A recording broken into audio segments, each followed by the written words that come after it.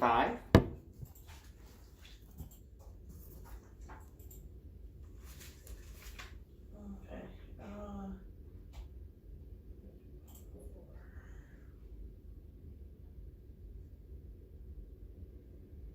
This is for your left hip? Correct. Okay.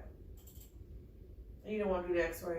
No, I didn't need any x-rays because every time that I do come up for a follow-up from indicating from the procedure and the black and white paperwork that I do have from leading up to everything to insinuate that I'm not too for sure why I always have to do a x-ray because I have took numerous of them and they have that. When I came here to follow up, I haven't took x-rays, prior to them indicating or as it healed and things of that nature. So where now every time, because when I went to records and said I needed a copy of my x-rays, now every time I come here, it's indicating because when I had an appointment, a follow-up appointment, that indicated when I talked to Jason Stislow and he recommended, oh, this is something that I ought to think you should keep.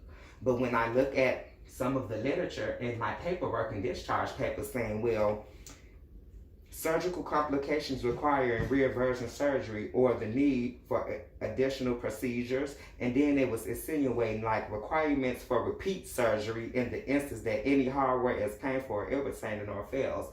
For him to be an MD, a PhD, or have any kind of medical degree, and my discharge papers insinuate something that you should have never told me as a patient, I ought to think you should keep this.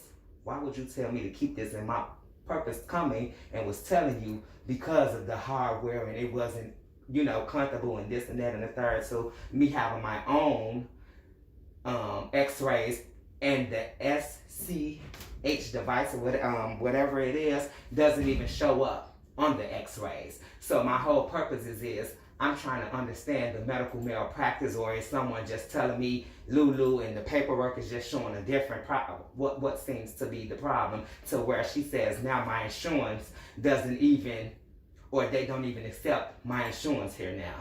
But another procedure I had just a couple of days ago from getting my head busted to where I was here exceeding the days from a regular procedure of just getting, stitches or whatnot, to where it led me going to Ingles again from the previous time that I was even here. That led me going to Ingles, where it has been so much confusion and dislike connection to where I'm trying to understand what is the real fact before I take the real proper procedures, where everything is getting mistold, misdiagnosed. Every time I do come for a follow-up, oh, it's another appointment, it's coronavirus, then it's, things in between, things that's overlapping things to where I'm trying to see why I haven't got the real proper adequate response about what this literature says and the 638 pages on my discs with the other discs of my x-rays. Okay.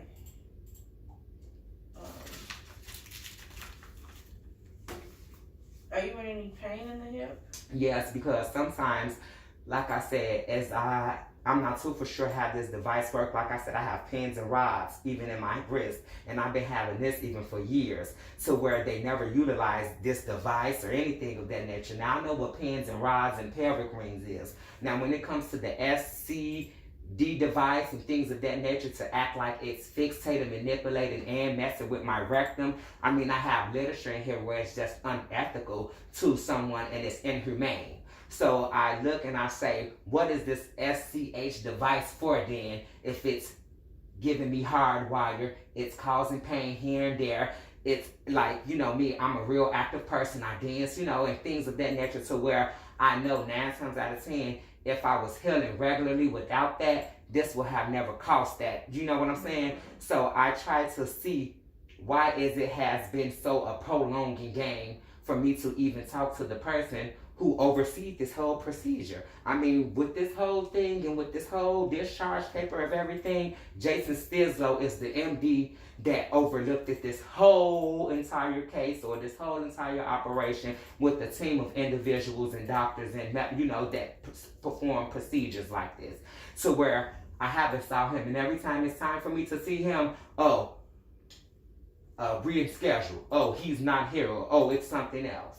From the last time, him telling me, oh, this is something that you ought to think I should keep.